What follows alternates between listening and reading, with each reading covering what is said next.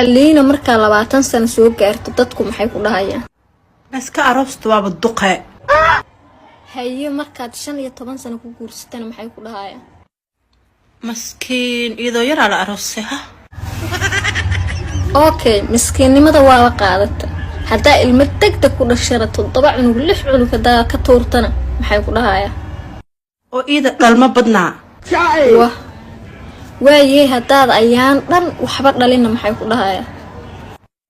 maxuu dhalweysay waa gabar yare bisinka waaye haday ku arkaan adoo shaqo la'aan oo guri hooyada iska fadhiyaan maxay ku dhahayaan ma shaqaysato waa very lazy wariyaa ilaahooda yaqaan waaye haday ku arkaan adoo subax la ka shaqo u carada day siilan maxay ku dhahayaan ma gurigeeda iska joogto waa daashee bisinka yaasinka saasday tareerkayga iska sana ilmeyga iska dhaqanaa markaas waxay dhahaan ma hayaan ma wali ninkii ma isqabaan war annaga yaa barag waaye hadaa asaga dhanba iska furo ka war ninka dhanba taa iska furo oo furitaan badnaa naagto okay naxurka